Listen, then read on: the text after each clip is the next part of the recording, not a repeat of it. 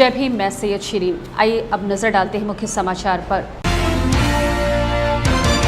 मुंबई के दादर में डॉक्टर बाबा साहेब अम्बेडकर की ऐतिहासिक प्रिंटिंग प्रेस और अम्बेडकर भवन पर रात बुलडोजर चलाकर ध्वस्त कर दिया गया, जिसके विरोध में अम्बेडकर जनता में भारी रोष है। महाराष्ट्र के कई जिलों में लोग सड़क पर उतर आए हैं और आंदोलन किया जा रहा है।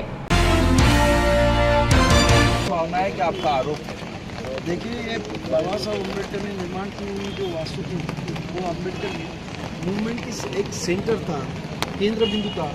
आज वो अचानक जमीन दोस्त किया गया। रात को 2 बजे दो बिल्डोजर बॉडीगार्ड और जिसको बाउंसर करते ऐसे लोग लाके और अचानक वो और यहाँ पुलिस को जब हमारे कार्यकर्ता ने रात को सड़क पे तो कोई दखलंदाजी लिया गया। फिर हम लोग खुद यहाँ आए तो यहाँ कार्यकर्ताओं को अरेस्ट करने की बात की, मगर वहाँ कोई पुलिस वाला गया नहीं। और ये सब पुलिस की मिली भगत से हुआ काम है। रात को 2-2:30 बजे कोई वास्तु और इतनी बड़ी वास्तु इतने ताकत से गिराई जाती है, ये बड़ा आश्चर्य है।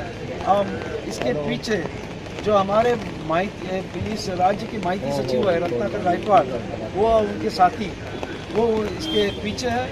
और मुझे ऐसा लगता है कि जिस तरीके से कामकाज हुआ है तो इसमें शायद इस महाराष्ट्र सरकार में भी इसके पीछे होगी, और न होगी तो उन्होंने इन लोगों पे कार्रवाई करके हमको दिखाना चाहिए, अम्बेडकर जनता को दिखाना चाहिए कि हम लोग इसके पीछे नहीं है।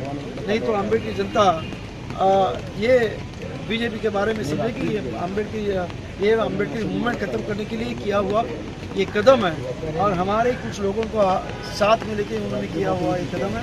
इसका हम निंदा करते हैं और सरकार ने इसके ऊपर एक्शन लेनी चाहिए। तो अम्बेडकर समाज रास्ते पे उतर के इसका बड़ा उद्रेक पूरे महाराष्ट्र में करते हैं। सर, नवनिर्माण जो अम्बेडकर भवन है उसके नवनिर्माण का मामला सामने कर ये इमारत गिराई गई, ऐसा लोगों का कहना है, क्या कहना चाहोगे? यही है हम लोग का, यही तो आरोप है कि सरकार कुछ लोगों को यहाँ ट्रस्टी की आपस में जो ओरिजिनल ट्रस्टी है जो चैरिटी कमिश्नर के शेड्यूल 1 में, उनको बाजू में रख के नए ट्रस्टी को लेके उनको सरकार की तरफ से पैसा देके वहाँ ये जो बाबा साहब अम्बेडकर की चलने वाली मूवमेंट को ख़त्म करने का कोशिश सरकार कर रही है।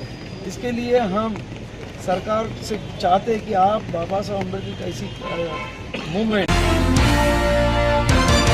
अकोला मुंबई के दादर स्थित बाबा साहब का बंगला तोड़ने के कारण अकोला में भारी बहुजन महासंघ के कार्यकर्ताओं ने सरकार के विरोध में आंदोलन किया, मोर्चा निकाला और कई देर तक रास्ता रोको आंदोलन के चलते मुख्य मार्ग पर ट्रैफिक जाम रहा।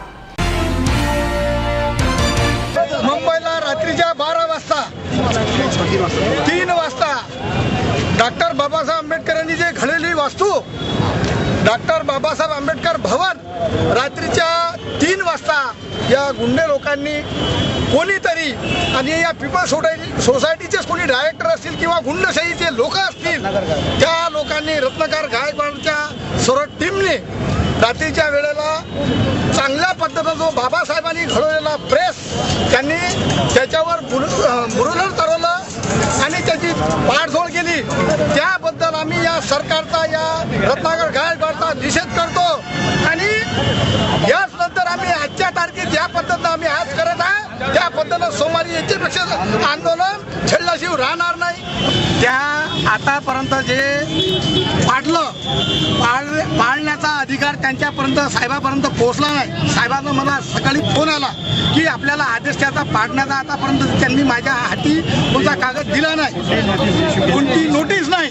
आणि रात्री गुंडा लोक आले आणि त्याच्यावर बुरलर चालवलं। ह्या गोष्टी म्हणजे फार खंताच्या गोष्टी आहेत। भाजप सरकारचा यामध्ये मोठा हात आहे। तेल्हारा मुंबई के दादर के आंदोलन की आग अकोला के तेल्हारा में पहुंची। बाबा साहब अम्बेडकर का ऐतिहासिक घर चोरी छुपे बीती रात को तोड़ने के बाद बहुजन समाज सरकार के विरोध के रास्ते पर उतरा है। सरकार पर निषेध करते हुए अकोला जिले के तेल्हारा में भारी बहुजन महासंघ ने रास्ता रोको आंदोलन किया। कार्यकर्ताओं ने इस मामले के लिए जिम्मेदार लोगों के खिलाफ कड़ी कार्रवाई करने के लिए मांग की है। बाबासाहेब असताना बाबासाहेबांना स्वतः प्रेस आणि आंबेडकर भवन हे स्वतः बाबासाहेबांना निर्माण केलेलं भवन हे दादर इथं बीजेपी सरकारच्या काळात रत्नाकर गायकवाडनं रात्री 3 वाजता हे शासनाला कोणत्याच गव्हर्नमेंटनं असं वृत्त केले नाही. BJP सरकारचं हे धोरण आहे, हे धोरणावर जातीवादी स्वरूपाचं आहे. यानंतर आम्ही जलभरो आंदोलन करू, जलसुद्धा चालले जाऊ. त्याच्यानंतर गाड्याहळू कोणत्या इथं थांबल्या गेलं रत्नाकर गायकवाडला समजा अटक नाही केलं किंवा सस्पेंड नाही केलं तर आम्ही हा कार्यक्रम चालू ठेवू, बंद ठेवणार नाही. भारिप बहुजनच्या वतीनं रस्ता रोको आंदोलन केलं, पोलीस स्टेशनला साहेबाला तहसीलला निवेदन दिलं. इथपर्यंत हे थांबलं. नंतर याच्यावर कोणतीच कारवाई झाली नाही तर आम्ही कार्यकर्ते चालू ठेवू भारिप बहुजनच्या वतीनं. एवढं मी माझे 2 शब्द बंद स्थापन केलेल्या पीपल्स इम्प्रुव्हमेंट ट्रस्टच्या नावाखाली दादर येथे जे डॉक्टर बाबासाहेब आंबेडकर भवन जे बांधलेलं आहे ते भवन दलालांनी आपल्या घशात घालण्यासाठी ती जातीवादी वृत्ती ट्रस्टमध्ये काही भाडोत्री गुंड आणून ती ट्रस्ट आपल्या ताब्यात कशी येईल आणि त्यांनी भाडोत्री गुंड त्या ट्रस्टमध्ये पाठवले.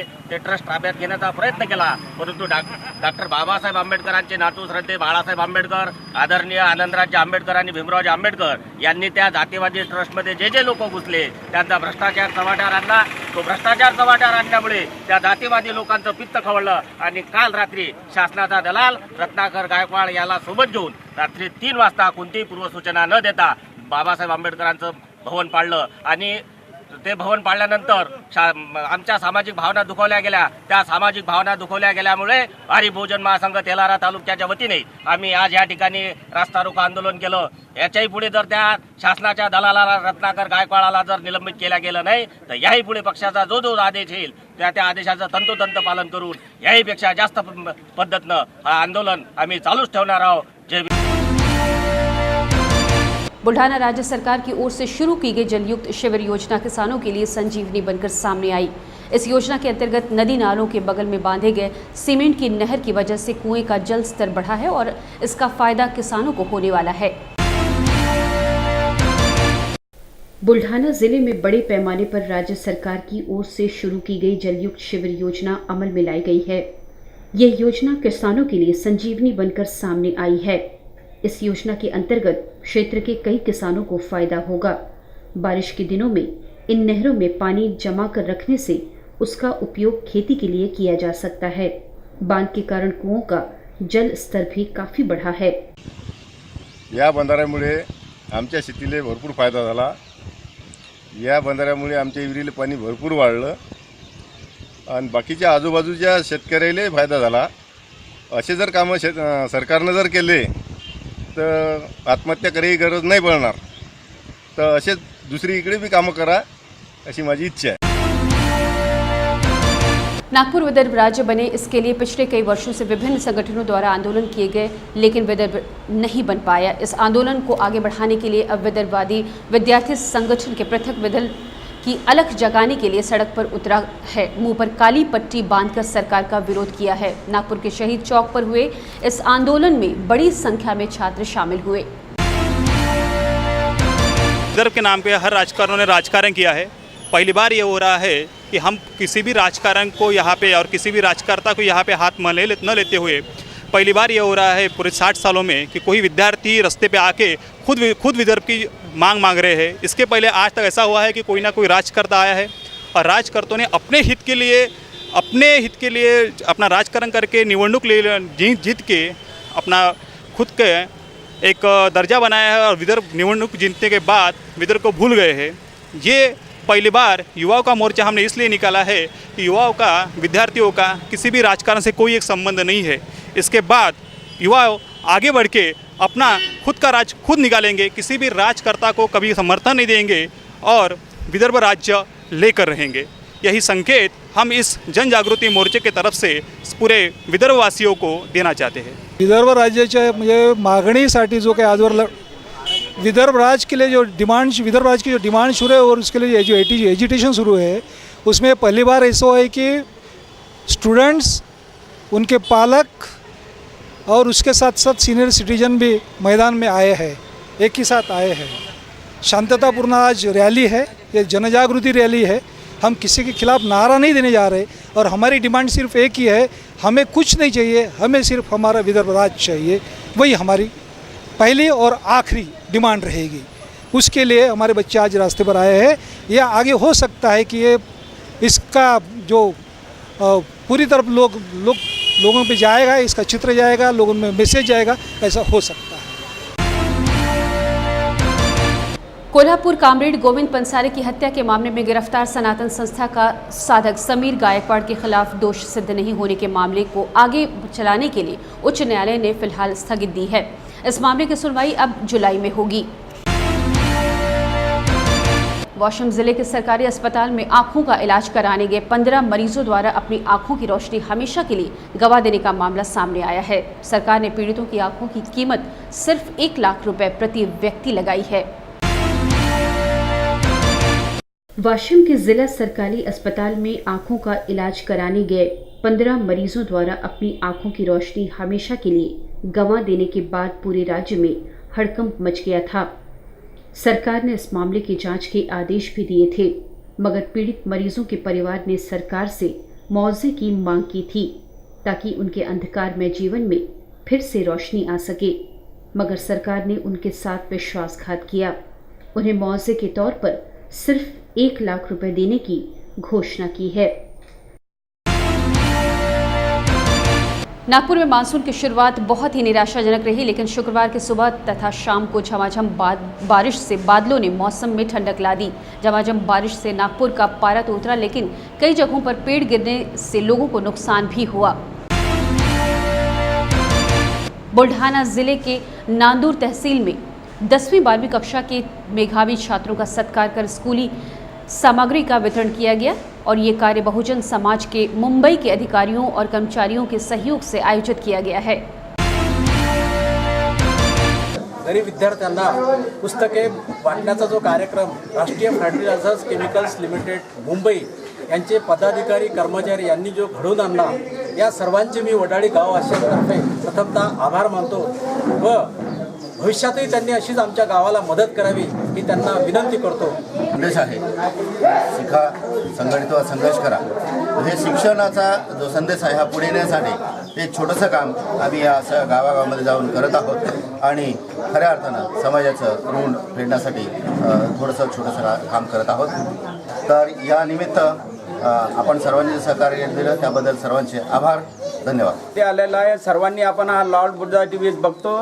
अशाच प्रकारे लॉर्ड बुद्धा टीव्हीने हा कार्यक्रम आमचा थोडासा समाजाची जागृती, समाजाला जागृती म्हणून सर्व ठिकाणी फैलावा आणि याचं मोठ्या प्रमाणे रूपांतर करावं, असंच मी लॉर्ड बुद्धा टीव्हीच्या वतीनं आपलं सर्वांना आवाहन करतो। आणि या वडाळी गावकऱ्यांनी जो या कार्यक्रमाला मोठा रिस्पॉन्स दिला आणि राष्ट्रीय केमिकल अँड फर्टिलायझरचे जेवढे कर्मचारी अधिकारी या कार्यक्रमात सामील झाले, तसेच स्थानिक पातळीवर जे लोक अधिकारी, कार्यकारी आणि अध्यक्ष या ठिकाणी सामील झाले, मी त्या सर्वांचं या वडाळी गावामध्ये स्वागत करतो आणि आजच्या या अशाच कार्यक्रमाला यशस्वी रूप मिळावं अशी भगवान गौतम बुद्धाचरणी प्रार्थना करतो। जय भीम।